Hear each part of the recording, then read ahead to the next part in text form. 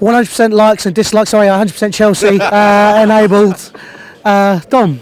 I enjoyed your commentary on the old Instagram. Where can people find that before we start? People can find that on the 100% Chelsea Instagram side, which is the handle is at 100 PCT Chelsea. But moving swiftly on. Chelsea 5, Huddersfield 0. Yeah. 5 likes to 0 dislikes because it was enabled. Was it enabled? It was enabled. Oh, we remembered to enable it this time. Well, it wasn't us. I mean, you know. But look, listen. Let's talk about the game a little bit. Superb performance from Chelsea today. Yeah, I like that today.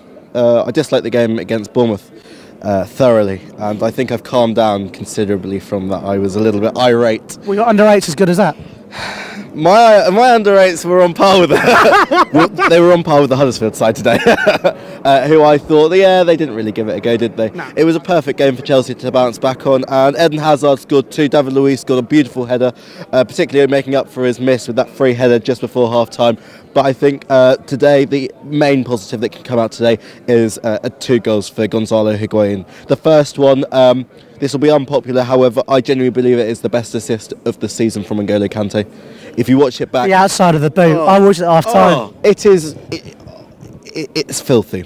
That is the only phrase that I can use to describe it. It's outside of the boot, reverse chip through ball, and I'm just, delicious. Has he settled into that position then, N'Golo Kante, as that forward centre midfielder? I don't think he's settled into it, but he's getting there. He really is. I was very, very sure at the beginning of the season that defensive midfielder is his position. However, he's proven me wrong every game that I see him in there. We saw against Spurs, he was clinical, put it through 3 of the Spurs players. Hi, we are Tottenham TV.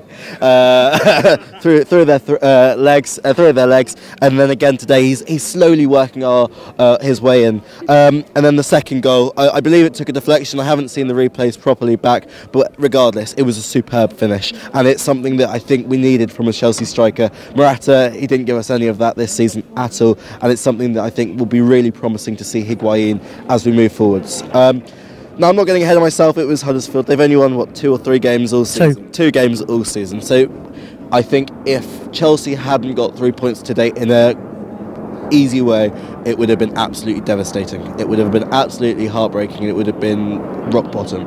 We didn't. We came out. We were professional, and I genuinely don't believe that there was too much that we can say. The Bournemouth game on Wednesday night, I think it quite clearly shows what happens when the players actually give 2 shits, because the team, there were only a couple of changes, but it looked like we actually wanted to play. And fine, I'll give it to Eddie Howe and his men that they are, in my opinion, a harder task than Huddersfield. However, no Chelsea side should be beaten 4-0 away from home.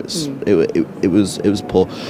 But it's promising, and it's taking the baby steps that we need to get there. What we need to now do is to get consistency, because we have had some really good performances. Liverpool away, City at home, Spurs a couple of weeks ago, and then this. I know it's fine, it's 5 goals, but then in between that we've had some shockers, and so it's consistency, and it's not going to come in the first season from Sarri, and no one's saying that it's going to be. However, for those of you on Instagram or Twitter or YouTube who have been saying Sarri out, this is why he needs to leave, I think actually realistically you're clueless, and I'm not just the one person who suggested that you're clueless. Other people have quite clearly agreed with me and have liked what I've had to say.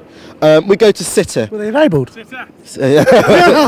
go to City next week. I'm really looking forward to it. Last season was a shocking game. Which is exactly why I'm not looking forward to it. But we saw, but I wasn't. I was here with my brother in December, and we weren't looking forward to the game here, and we stuffed them 2-0.